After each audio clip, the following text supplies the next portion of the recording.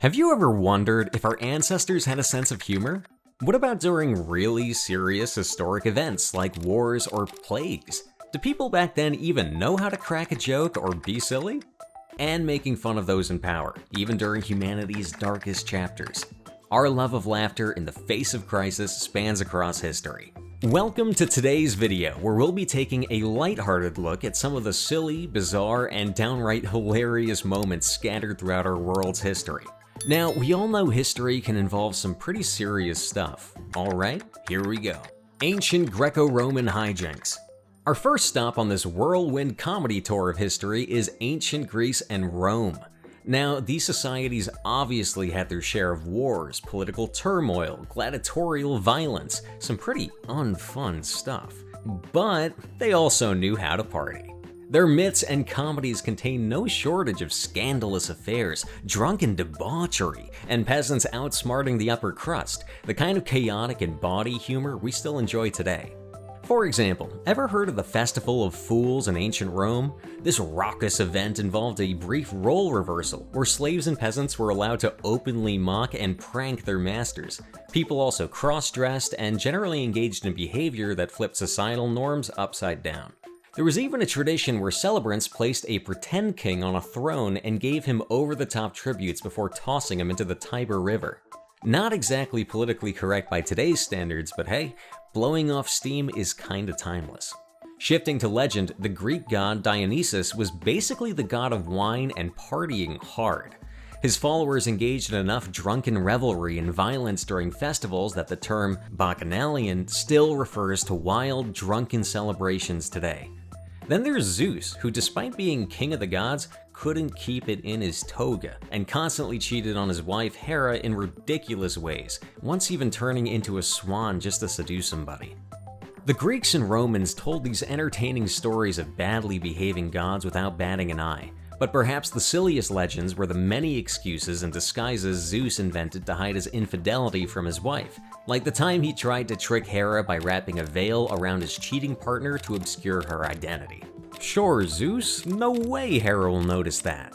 Clearly, both civilizations appreciated slapstick comedy and poking fun at the upper class. So even way back in antiquity, humor provided a healthy counterbalance to the stresses of war, politics, and class divides. Nice to see the human tendency for silliness never changes. Laughing through the plague, literally. Jumping ahead over a millennium, let's stop in Europe during the deadly bubonic plague outbreaks of the 14th century. Definitely pretty far from a laughing matter, the Black Death killed around 25 million people after all. Yet, even as they faced gruesome disease and mass death, people's appetite for absurd humor somehow endured. Hey, nothing like some dark comedy and dancing skeletons to distract from the horrors of infectious disease. Some of the era's art depicts jesters mocking the dead and dying, skeletons laughing at funerals, and general topsy-turvy carnival stuff. Scholars think perhaps people used morbid humor as a psychological salve when faced with such tragedy. Plus, making light of death diminished its fright factor. Now, when the plague returned in periodic outbreaks, so did waves of peculiar religious dance mania among panicked citizens. These were massive groups who would gather in town squares and basically dance wildly until they collapsed from exhaustion. The trend began with followers of St. John the Baptist, but soon spread across Central Europe. Nobody's sure what exactly triggered this phenomenon. Theories range from mass hysteria to ergot poisoning. But for years, authorities let the dance mania continue because they figured if people were going to die, they might as well go out dancing. Can't get much more silly and bizarre as a reaction to mortal danger. Even some medical practices of the time seem ridiculous today, like doctors wearing peculiar bird-like plague masks with long beaks. They stuffed aromatic herbs in the beaks because they figured it helped filter out contagion and mask the smell of sickness. In reality, the herbs did absolutely nothing, but the weird bird look caught on. So at least the silly costumes added some unintentional comic relief. Gotta admire those doctors for trying their best while looking utterly absurd. So throughout one of history's scariest chapters, humor, ridiculous, and the human spirit of silliness still shone through, proving humor can thrive even during humanity's darkest moments. Bomb-sniffing Super P from Juliana the Great Dane.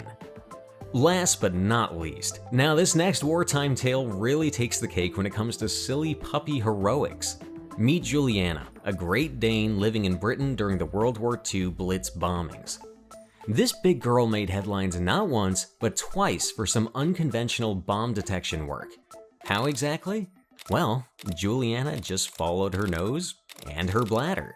That's right, in 1941 this furry hero tracked down an armed German incendiary bomb that had crashed through the roof. But instead of running off, Julia marched right up to it and boldly peed all over the explosive device. Her impeccable aim and liquid diffusion skills successfully extinguished the bomb's flames before the fire could spread. Juliana saved countless lives using quick canine thinking that us humans just can't match. Her first putting out the fire performance earned Juliana a nice Blue Cross medal, but this talented pup wasn't done yet. A few years later, Juliana woke her family by barking when she smelled a dangerous shop fire nearby. Thanks to her alarm, everyone escaped safely. Of course, this brilliant bomb-sniffing bladder earned her a second medal. Sadly, Juliana's story ended in tragedy when she died from poisoning in 1946. But her medals and portrait live on as reminders of how dogs can be lifesavers in delightfully weird ways we'd never expect.